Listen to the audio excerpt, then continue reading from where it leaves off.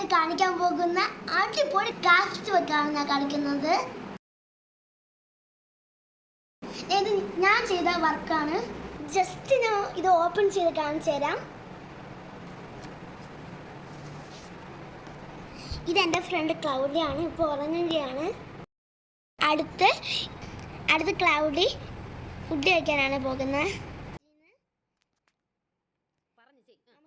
ഫ്രിഡ്ജിന് ആപ്പിളും കുറച്ച് വാട്ടറും എടുക്കാം.